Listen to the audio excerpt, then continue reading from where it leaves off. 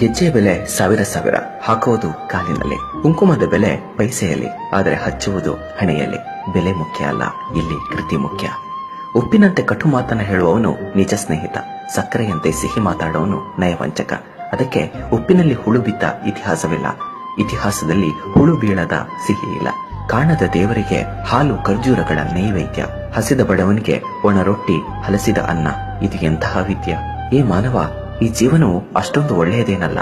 ಒಳ್ಳೆಯದೇ ಆಗಿದ್ದರೆ ಈ ಮನುಷ್ಯ ಅಳುತ್ತಾ ಈ ಜೀವನಕ್ಕೆ ಬರುತ್ತಿರಲಿಲ್ಲ ಮತ್ತು ಹೋಗುವಾಗ ಎಲ್ಲರನ್ನ ಅಳಿಸಿ ಹೋಗುತ್ತಿರಲಿಲ್ಲ.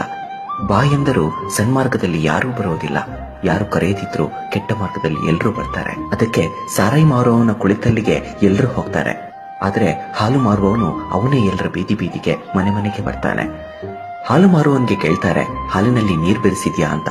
ದುಪ್ಪಟ ಹಣ ಕೊಟ್ಟುಕೊಂಡ ಸರಾಯಿಗೆ ತಾವೇ ಕೈಯಾರ ನೀರು ಬೆರೆಸಿ ಕುಡಿತಾರೆ. ವಾರೆ ವಾವ್ ದುನಿಯಾ. ಮದುವೆ ಸಮಾರಂಭದಲ್ಲಿ ಮದುಮಗ ಹಿಂದೆ, ದುನಿಯಾ ಮುಂದೆ. ಶವಯಾತ್ರೆಯಲ್ಲಿ ಹೆಣ ಮುಂದೆ, ದುನಿಯಾ ಹಿಂದೆ ಹಿಂದೆ. ಹೆಣವನ್ನ ಮುಟ್ಟಿದ್ರೆ ಸ್ನಾನ ಮಾಡ್ತಾರೆ, ಮೂಕ ಪ್ರಾಣಿಯ ಕೊಂದು ಅದರ ಹೆಣವನ್ನ ತಿಂತಾರೆ. ಮೊಂಬತ್ತಿ ಹಚ್ಚಿ ಸತ್ತವರನ್ನ ನೆನೆಯುತ್ತಾರೆ, ಮೊಂಬತ್ತಿ ಆರಿಸಿ ಜನ್ಮದಿನ ಆಚರಣೆ ಮಾಡ್ತಾರೆ. ಯಾವುದು ನಿನ್ನ ಭಾಗ್ಯದಲ್ಲಿ ಇದೆಯೋ ಅದು ನಿನಗೆ ದೊರೆತೇ ದೊರೆಯುತ್ತದೆ, ಯಾವುದು ನಿನ್ನ ಭಾಗ್ಯದಲ್ಲಿ ಇಲ್ಲವೋ ಅದು ದೊರೆತರೂ ಹೊರಟು ಹೋಗುತ್ತದೆ. ಇದುವೇ ಸತ್ಯ.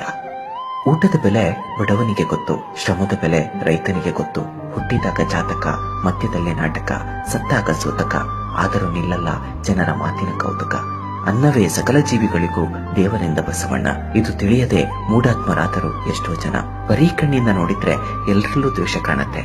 ಒಂದ್ಸಲ ಹೃದಯದಿಂದ ನೋಡಿ, ಇಡೀ ಜಗತ್ತೇ ಸುಂದರವಾಗಿ ಕಾಣುತ್ತೆ.